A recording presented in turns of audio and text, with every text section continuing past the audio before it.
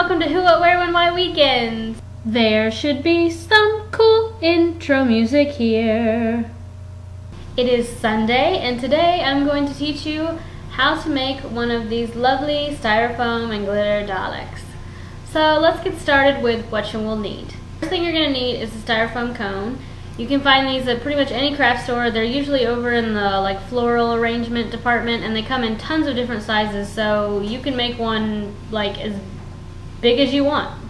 Next, you're going to need some assorted acrylic paints. Now, Daleks come in lots of different colors, so you can make your Dalek pretty much any color. Mine is going to be sort of a brown, so I've mixed a few different shades of brown and black together to make the Dalek. Next, you're going to need a dowel. You can find these at craft stores in lots of different thicknesses. And you're going to want to cut it into one about 2-inch piece and paint it gray, and then you want another one about 1 inch and paint it gray too. Next, you're going to need a small amount of craft wire. Again, this comes in lots of different colors, so be as creative as you want.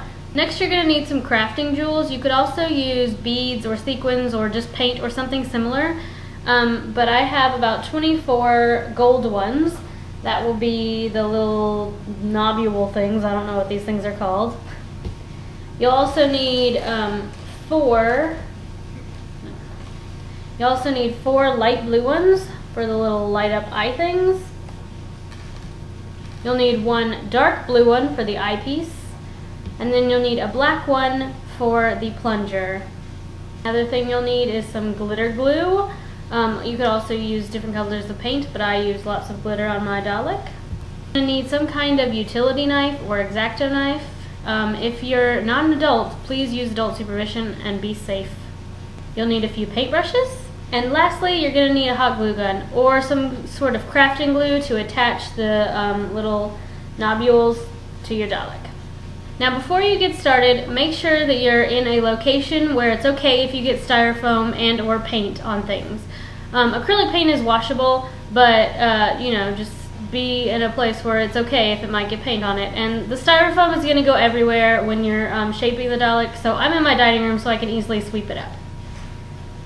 So you're going to take your crafting blade and you're going to shape the cone. I would start near the top and make it sort of rounded, and you can go down as far as you'd like to make it shorter, but if you start near the top, then you can, it's easier to fix mistakes. So now you have a cone that's nice and rounded at the top. So what you're going to want to do now is, for my Dalek, I didn't paint the back of it because I'm going to glue him to something else, so I needed to flatten off the edge. So just take your blade and kind of make a flat edge all the way down.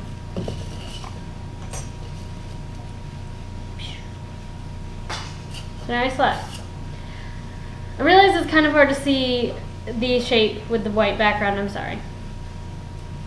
So now once you have a flat back and a rounded head, you're going to want to add some indentions, I guess is the best word. So about where you stopped making it round, if that makes any sense, you're going to want to dig in all the way around as evenly as you can. And then this is where I use kind of the edge of the blade and just scrape some of the styrofoam out. And you're going to have this little indentation here right below the eyepiece. You're going to repeat the process about 1 inch lower, and then again at the very bottom. Alright, now that we've had our indentions carved in, we should be good and covered in styrofoam, and now we're ready to paint. So I've mixed together a brown here, and I'm just going to paint the whole Dalek brown. Styrofoam is very porous, so you might need a couple of coats. But now I'm going to paint this little middle section and the bottom section black. Also paint the little, the indentions as well, the parts that you carved out of the styrofoam black. This might be a little difficult because there might be little styrofoam crumbs in there, but don't worry, you can get there. Once you've painted your entire Dalek, it should look something like this. and set it aside to dry. Acrylic paint usually doesn't take that long to dry, so just leave it alone for a few minutes and then you can start adding all the fun details. While you're waiting on your Dalek to dry, you can cut out and paint your dowel pieces.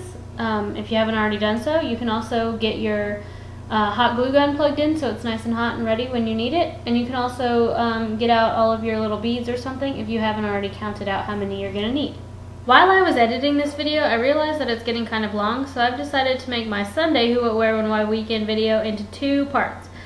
So you can click this annotation right here, which will take you to part 2. Thanks for watching!